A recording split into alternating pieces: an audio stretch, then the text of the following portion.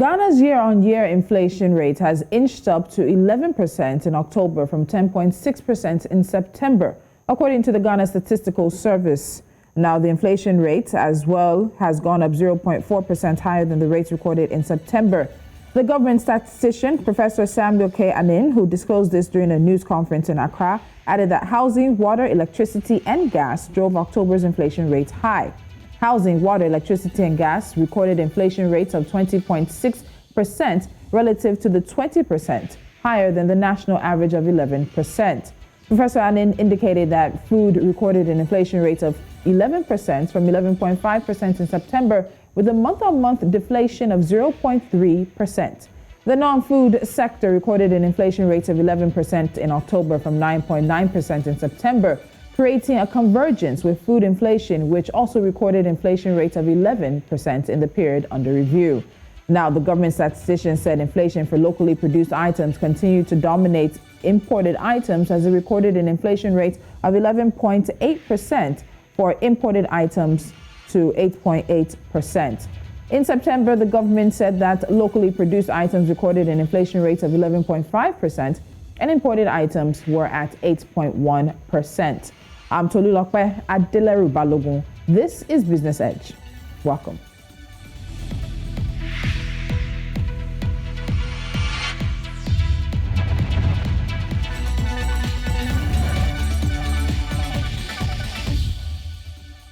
Now joining me from Accra, Ghana is Anthony S.K. Morrison. He's the MD of Farm Masters Global Group Limited, which is an agricultural management services firm present in Ghana, Liberia, and Togo.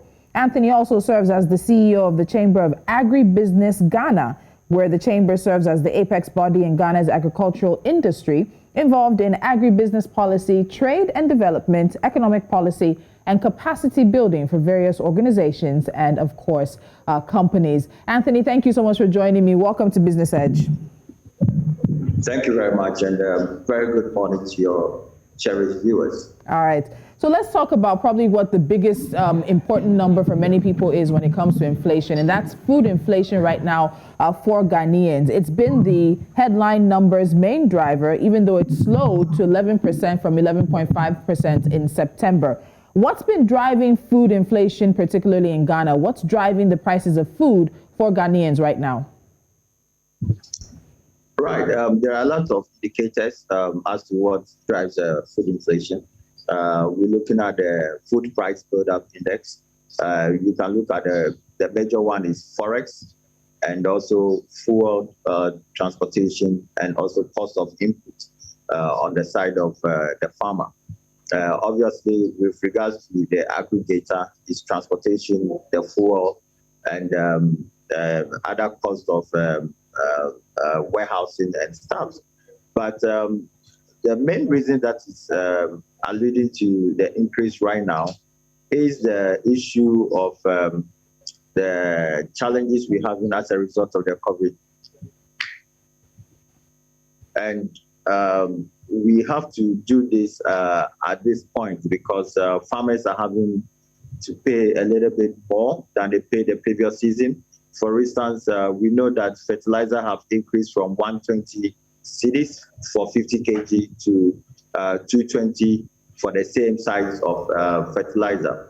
And we have seen urea also moving across the same dimension. We've seen that also in the seeds that we buy for vegetable seeds and also the grains and cereals. That also notwithstanding, the cost of labor on the side of the farmer has also gone up. And in Ghana, if you take a critical look at the major deciders of the sector that actually decides on the food price, mainly are aggregators. Once the fuel prices and cost of transportation goes up, they are actually the people aggregating and transporting food from the farm gate and to the market. So certainly they are going to increase their prices, and the market women, the market queens, and all the other retailers will also increase their various prices as well accordingly. Okay, so there's been a bit of back and forth because over the weekend we heard from the Minister of Food and Agriculture, Dr. Akoto, and he said that the claim that food prices are rising is false and misleading. He said that the data being compiled by the Ministry on food prices does not support the claims and that in fact food prices are actually dropping. We've also heard from the General Agricultural Workers Union, which has warned Ghanaians to brace themselves for increments in food prices in the country. So from your standpoint, even though there's a marginal decrease in food inflation, what's the reality on the ground for the average Ghanaian when it comes to food prices right now? Well, we have warned Ghanaians since February.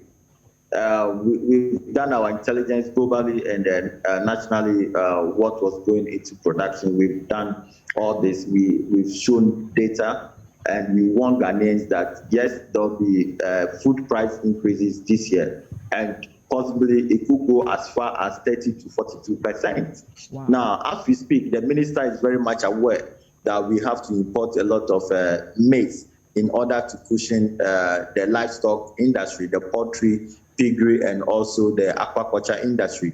We are importing well over $200 million worth of maize as we speak. We are importing a lot of rice.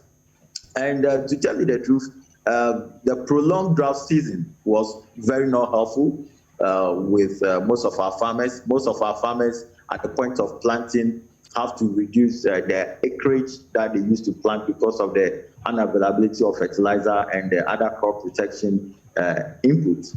So with what the minister is saying, I'm kind of surprised as to why the minister should go on that tangent.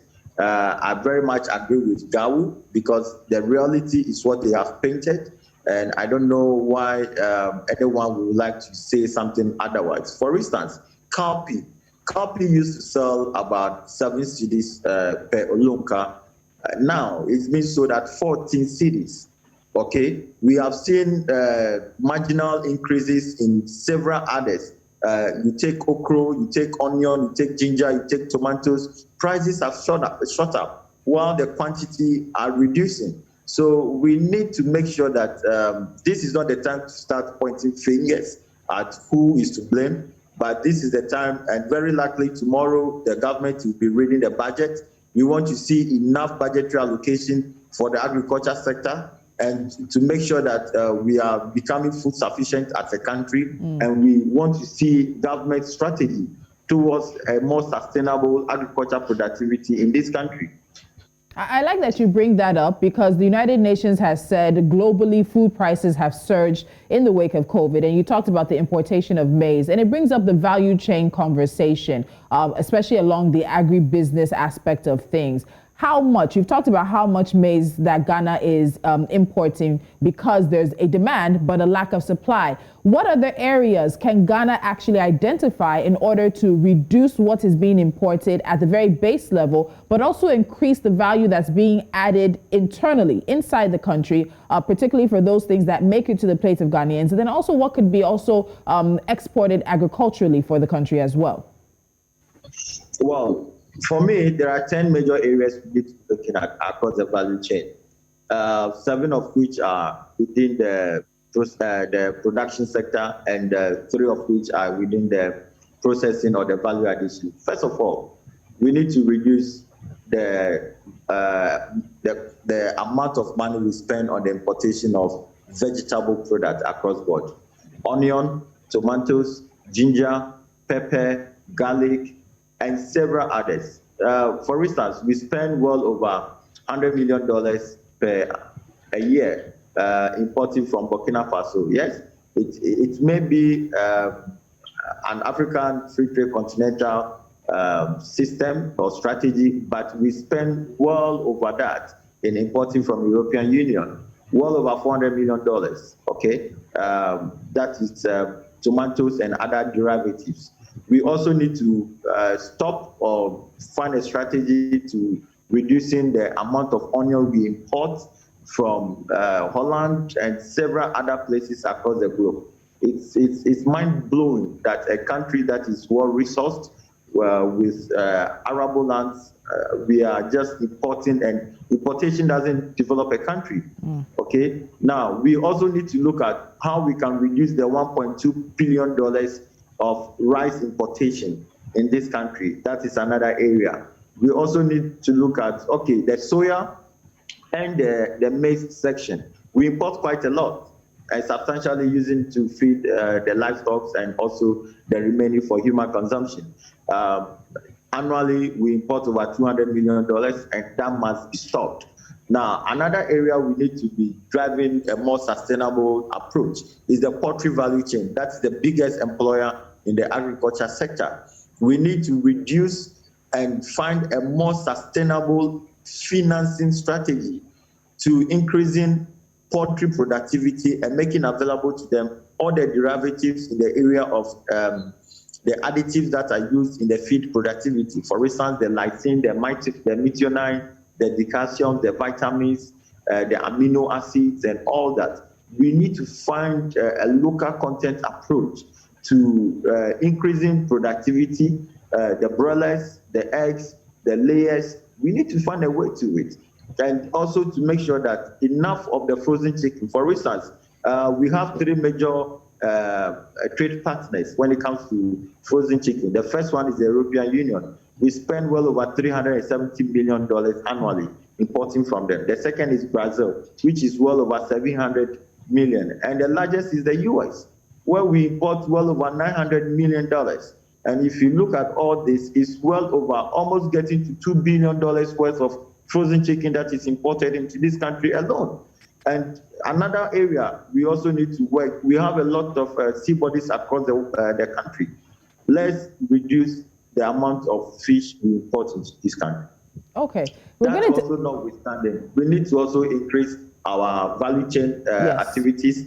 For instance, the fruit juice. We import a lot of fruit juice in this country. We have a lot of fruit in this country, Ghana. Okay, from mango, from coconut, cashew, to several other citrus, passion. We have everything. So we need to also find a way to diversify the raw material supply chain and add more values. And there are several other things that we need to do. All right, Anthony, let me hold you there. Let me hold you there. We'll get into those. We need to take a quick break, but it's obvious that there is potential for Ghana, not just Ghana, but all countries across the continent to be food self-sufficient. But right now, food prices in Ghana might be speeding to a high that's affecting the average Ghanaian and their purchasing power. When we come back, we'll look at the economic effect of these rising food prices. Stay with us.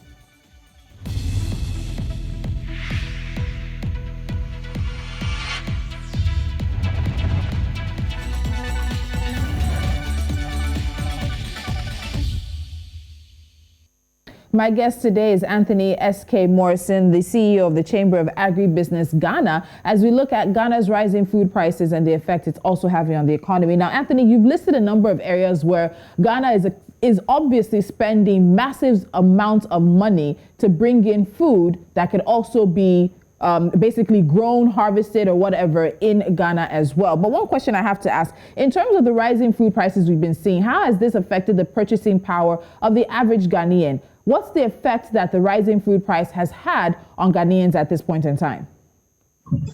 It is. For instance, one of your sister media houses in Ghana have done a short documentary on the Ghana's most favorite food for, let me say, the unskilled group. Those in labor who do a lot of hard work, labor. They like their rice and beans. Now, from look of things, from Kumasi alone, the cost of rice and beans have gone up. Okay, we've seen kenke, which we all love so much, and I love my rice and beans too. And I mean, the rice has gone up. We've seen just beans, red, which is gari beans, and plantain, ripe plantain have also gone up. We've seen kenke not being sold again at 1 cedi 50 pesos, now being sold at 2 cedis and 3 cedis. Okay, this food, even though being eaten by a lot of people below the financial line, but is well enjoyed by everybody across board, and everybody seems to be feeling the pinch. We are not seeing the opposite reflection in terms of increase in our allowances or salaries. Yeah. So this is actually affecting. And you see, the most other issue is that the fuel prices keep going up every week. Okay, and it's becoming very daunting on the producer and also on the consumer. It's very frustrating as we speak now. It is. So we are anticipating that the 2022 budget statements and economic policy will be presented tomorrow. But as it is right now, has government announced any plans? Has the central bank announced any plans to help farmers be able to scale up production or to even reduce the impact of the rising food inflation as it is? Well, there are some ongoing activities, i.e. the Care Over Tampa project, that is looking to inject some financial support to the rice and soya value chain, tomatoes, and also storage. But let me say that would just be a drop in the ocean, even though the strategy is laudable, but the quantum of money to be put in there will just be a drop in the ocean, because if we import 10 million, 100 million worth of tomatoes from Burkina Faso annually, and government is just putting about 10 million cedis into the tomatoes value chain, that is really not going to do anything to the industry. It's just going to be a drop somewhere that we're not going to feel the impact. The same applies to rice. Putting 20 million into rice productivity, now you're not going to see the effect. So we need to be very strategic with the kind of investments or the budgetary allocation that we put into the agriculture sector. Okay, so we'll be wrapping up soon, but I need to ask, we've seen this trajectory, and you said that your organization has been warning Ghanaians since February that they need to brace up. Also hearing from the General Association as well in terms of that warning. What do you expect is going to happen towards the end of the year? Are you expecting a decrease? We saw it went from 11.5% to 11%. It's very marginal. Most people will not even feel it in their pockets. But what do you anticipate happening with food prices in Ghana to the end of the year? Even though what I'm going to say, I don't wish it happens, but the obvious situation that's going to happen, we're going to see food rationing in the system. A lot of people are going to, there'll be shortages of some commodities on the market. I don't know how we intend to solve that, because there are currently ongoing arguments and discussions here and there on the removal of benchmark and several other things on imported foods. So it's quite a chaotic situation at the moment here in Ghana. Importers are in the fix as to they really don't know what's going to happen to the goods they are going to bring. And we do not also have enough produce in Ghana to also make it available on the market for consumers to access. So this is what is going to happen. There'll be shortages, and we don't know how we're going to go about this. Government will have to be very deliberate with their policies and programs and find a more innovative ways to increase productivity of some stable food security crops in the country. That is the only way we all. Another way is to find money to mop up all their other existing food so that they can store these foodstuffs in case there is any challenge with food security across the country. All right, Anthony, we'll leave it there for now. We are anticipating what the budget statements and economic policy will be, as well as the Monetary Policy Committee meeting that will happen at the end of this month as well. And we'll see how things play out. Thank you so much for joining me on Business Edge today. Thank you very much. All right.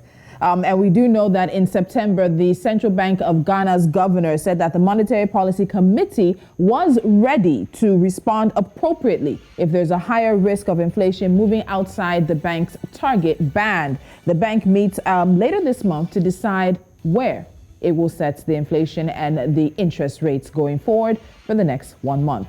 You're watching Business Edge. When we come back, we will be giving you NC4 to watch, and we start in Ghana. Stay with us.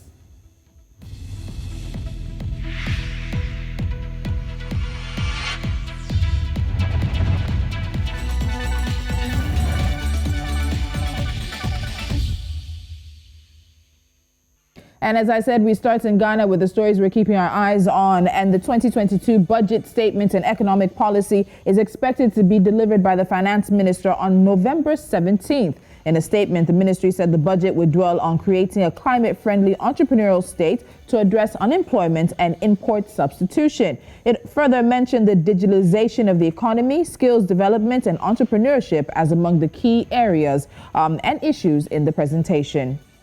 Prices for high-end Arabica coffee beans have touched 9-year highs, with turmoil in Africa adding to crop woes in South America and skyrocketing costs for farmers. Ethiopia, which is the world's third largest grower of Arabica beans, is in the throes of a possible civil war, with government forces battling rebels from the northern Tigray region. In a world where crop prices are climbing, fanning inflation fears everywhere, one crucial food staple has slumped this year in Asia, and that's rice. Now, unlike 2008, when wheat and rice surged to the highest levels on record, sparking food riots in some countries, this year they are moving in opposite directions. And finally, the National Bureau of Statistics has disclosed that Nigeria's inflation rates fell to 15.99% in October from 16.36% in September. The October figure showed a steady decline in the country's inflation rate over a 7-month period beginning from April. The decline is amid complaints of surges in the prices of goods and services by Nigerians.